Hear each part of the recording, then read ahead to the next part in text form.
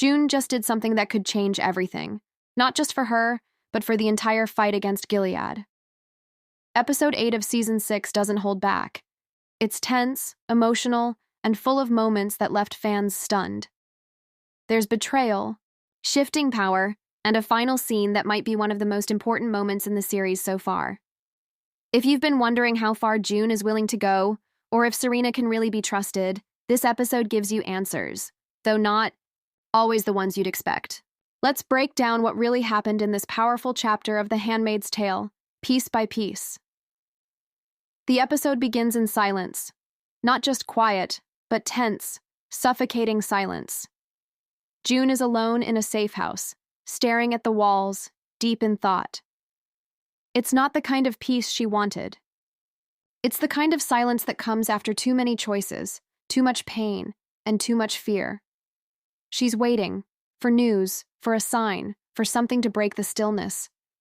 And when it finally does, it's not what she expects. A message arrives. It's coded, simple, and direct.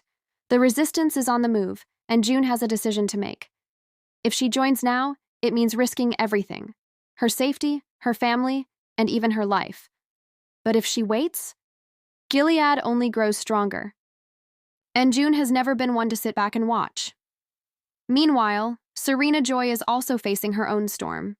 Her situation has grown more fragile. After being paraded as Gilead's symbol of order, Serena now finds herself surrounded by suspicion, even from those who once praised her. She's being watched closely, and every step she takes feels like it's walking a tightrope. In one scene, she meets with Commander Lawrence. Their exchange is cold and full of veiled threats. It's clear that neither of them trusts the other anymore, and Serena knows that one wrong move could mean her end. Back with June, she finally makes contact with Luke. Their meeting is short, filled with tension and unspoken worries. Luke still believes in the idea of escaping, of finding safety for their family. But June's eyes say something else. She's past the point of running. She's thinking about fighting back, about bringing the pain to Gilead's doorstep. Their quiet argument shows the growing distance between them. Luke wants peace. June wants justice. Maybe even revenge. As the episode moves on, the focus shifts briefly to Aunt Lydia. She's beginning to see the cracks in the world she helped build. Her loyalty to Gilead is slowly being tested. In a private moment, she watches a new batch of handmaids arrive. They're young, scared, and far too quiet. Lydia's face says it all. She's beginning to question whether the system she's defended is truly right or just a machine for cruelty. For the first time, we see genuine doubt behind her usual stern look. Back at the Resistance's hideout, June meets with a group of rebels. They've been planning something big, an infiltration mission to intercept a high-value Gilead convoy. At first, June seems unsure, but then she hears the details. The convoy will be transporting not just weapons, but information, documents, that could expose Gilead's inner workings, names of commanders, and evidence of crimes. This is the kind of thing that could spark an international response. It's not just about saving a few people.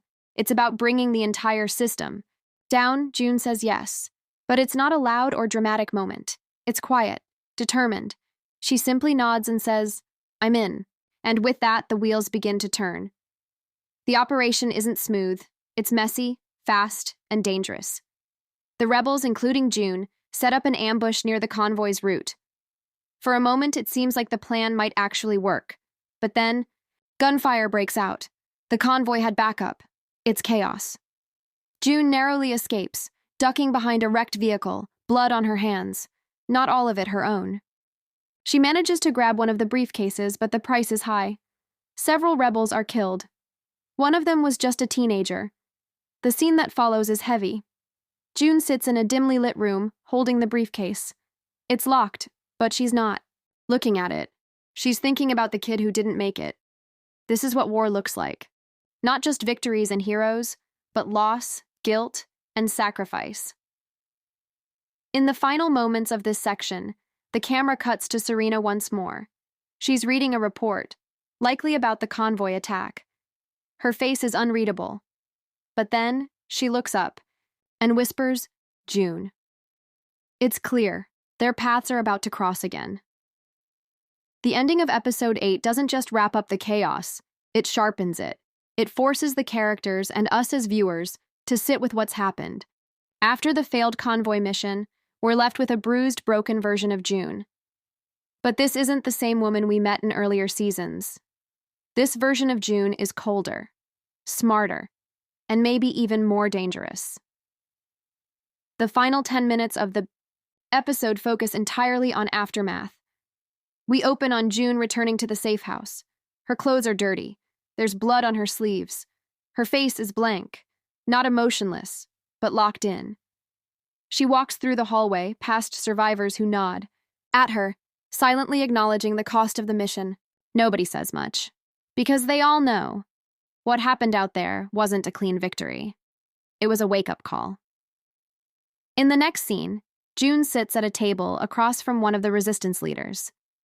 The briefcase she took from the convoy sits between them. It's still locked. There's a beat of silence. Then the leader asks if it was worth it. June doesn't answer right away. Instead, she looks down at the table. Then she simply says, "We'll find out." That line hits hard. It's not triumphant. It's not hopeful. It's realistic. Because in June's world, nothing is ever guaranteed. Even victory comes with a cost. And right now, she doesn't even know if what's inside the briefcase will be enough to make that cost worth it. Then we cut to a small moment, but an important one. June is alone in the bathroom. She washes her hands slowly. Blood swirls down the sink. Her reflection in the mirror isn't just tired, it's haunted. But there's something else there too. A spark. Not of anger, but of purpose. She's crossed another line, and she's not going back. But the most powerful moment comes just after that, when she opens a folded piece of paper left under her door. There's no name, just a message. She's still alive, you know where. That's it. No signature, no explanation. But we know what it means. June's eyes widen, just slightly. This is a message about Hannah.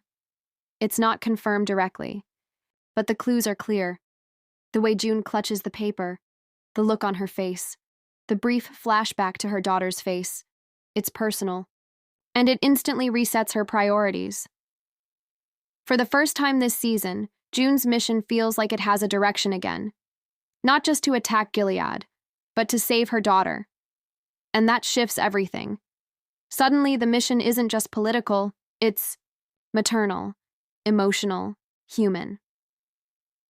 The final shot of June shows her walking out into the night, coat pulled tight, paper still in her hand. The camera lingers as she disappears into the dark. There's no music, just the sound of footsteps fading into silence. But the episode doesn't end with June. It ends with Serena. We find her in a stark room, staring at a digital screen showing footage from the convoy attack. One of the guards comes in, whispers something to her, and leaves. She slowly turns back to the screen, eyes narrowing. Then she does something unexpected. She smiles. Just a small, sharp smile, the kind that says she knows something we don't. This moment leaves us with a lot of questions. Is Serena behind the convoy ambush? Did she feed information to Gilead? Or to June? Is she playing both sides? The ambiguity here is what makes the ending so powerful. It doesn't hand us the answers. Instead, it invites us to guess, to feel uneasy, and to question everything we thought we knew about these characters. Serena's last smile suggests she's not just a survivor, she's a strategist. And whatever game she's playing, it's not over yet. This closing sequence, quiet as it is, changes the tone of the whole episode. It tells us the war isn't just being fought with guns and traps. It's also being fought in secrets, in whispers, in moments of quiet calculation. And both June and Serena are now fully in that game. Episode 8 doesn't just move the plot forward. It pulls back the curtain on what this season is really about: choice, power, and the price of survival. Every major character is at a crossroads in this episode, and each decision they make reveals a deeper truth about who they've become and what they're willing to sacrifice. Let's start with June, Because this episode belongs to her in many ways. For so long, June's been running, from Gilead, from trauma, from the fear that she might never be the person she used to be. But in episode 8, we see her stop running. She steps into the role of a fighter, not just in action, but in mindset. What's powerful here is how quiet her transformation is. There's no big speech, no dramatic music. It's all in the looks, the silences, the small choices. Like when she agrees to the resistance mission, not out of rage, but out of clarity. She knows it's dangerous. She knows she might not come back. But she says yes anyway, because she's done waiting for someone else to save the world. June's actions in this episode speak to a bigger theme of personal agency. For so long, she was a pawn in Gilead's system. Now she's carving out her own path, flawed, risky, and sometimes morally gray, but hers. And that's one of the most humanizing things about her character. She's not a perfect hero. She's a mother who's lost too much, a survivor who's had to become hard, and a leader who knows that sometimes winning comes at a cost. Then there's Serena Joy, whose arc has been one of the most complex in the series. In episode 8, she's walking a tightrope, still wearing the Gilead mask, but clearly starting to crack beneath it. The tension in every room she walks into is thick. She knows people are watching her, doubting her loyalty, questioning her value. But here's what's fascinating. She never shows fear. Instead, she becomes more calculating. Her small actions, like reading that convoy report in silence, or that eerie smile in the final scene, tell us that Serena might be planning something bigger than we realize. She's not just reacting anymore. She's planning. And that shift from survival to strategy changes everything. This ties into the theme of power and manipulation. Serena doesn't have much visible control right now, but she knows how to read people, how to twist situations to her advantage. She's no longer just Gilead's face to the world. She's becoming her own kind of force. Whether that's good or dangerous is still unclear, and that's exactly why she's such a compelling character. Now let's talk about Aunt Lydia. She's often been one of the most controversial figures in the show, a woman who enforces cruelty, but believes she's doing the right thing. In this episode, though, we start to see cracks in her beliefs. When she watches the new handmaids arrive, young, scared, and silent, you can see the conflict rising in her. It's subtle, but it's there. She doesn't say anything out loud. She doesn't rebel. But the way she looks at those girls, the way her hands tremble just slightly, it all suggests that Lydia is no longer completely sure. The theme here is moral reckoning. Lydia is beginning to understand that loyalty to a system doesn't make it right. And that moment of doubt might be the beginning of her own transformation, or her collapse. Across the board, the writers are weaving in the idea that every character is choosing who they're going to be in the face of chaos.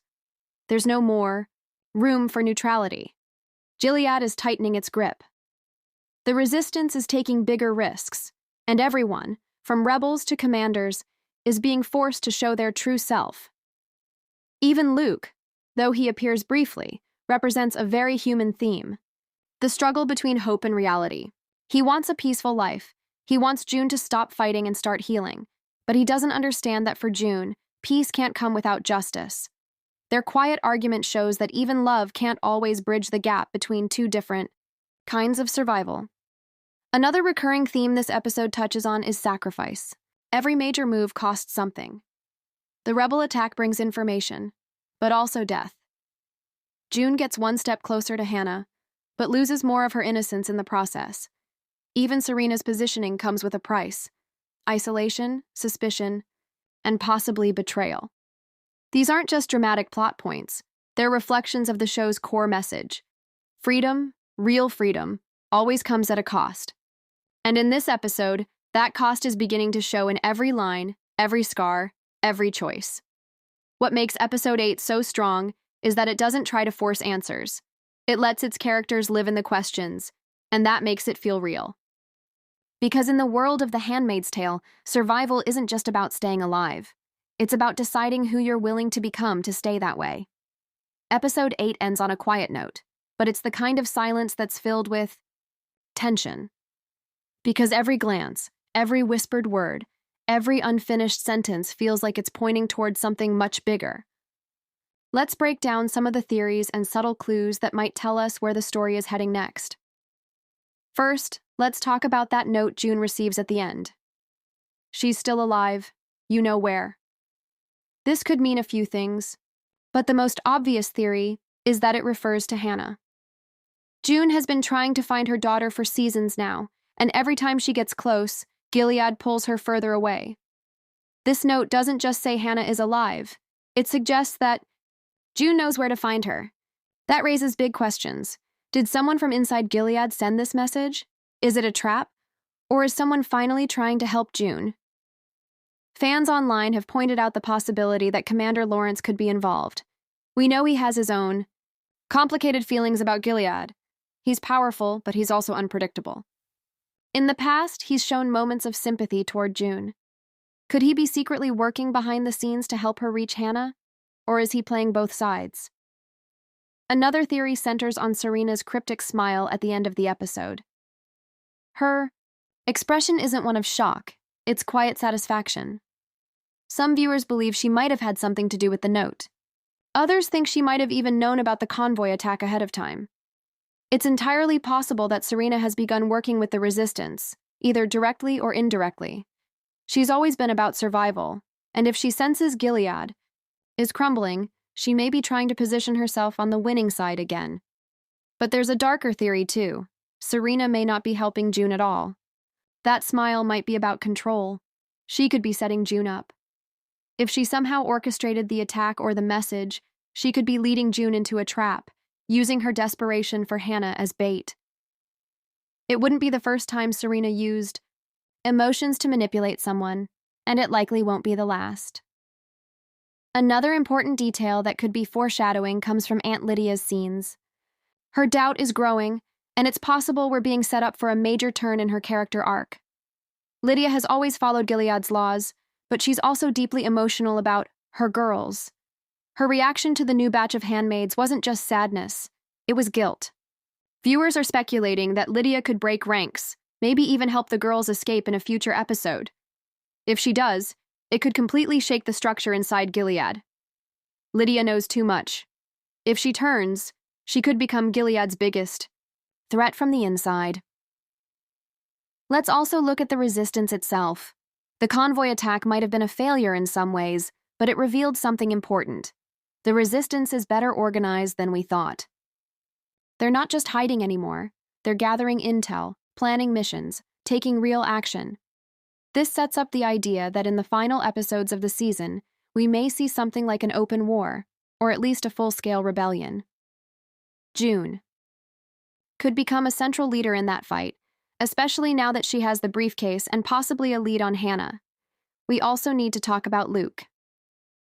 His presence in this episode was brief but meaningful. He represents a different path, one that avoids violence, one that wants healing. But the growing distance between him and June suggests that they may not survive this fight as a couple. A popular theory among fans is that Luke might try to escape on his own, or even take Nicole and leave June behind. His arc could become about letting go, of June, of the fight, of the hope that things can go back to the way they were. And lastly, there's a theory that ties all of this together, that June and Serena's paths are going to merge again, this time not as enemies, but as reluctant allies. The show has spent years building them up as two sides of the same coin. Now, with both women isolated, distrusted, and growing more dangerous, the idea of them teaming up, whether out of strategy or desperation, feels more possible than ever. It would be a shocking twist, but also one that makes narrative sense.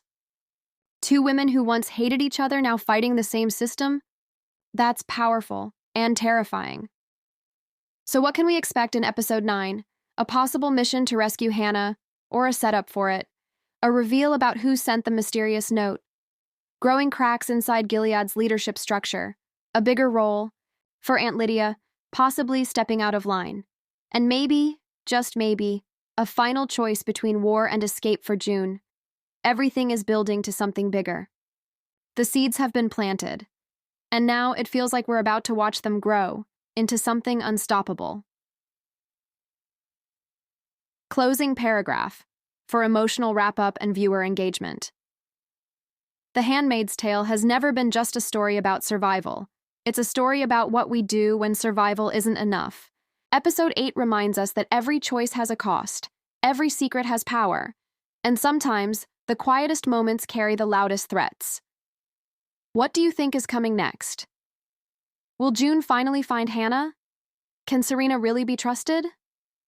Let me know your thoughts in the comments, and don't forget to subscribe for the full breakdown of episode 9 when it drops.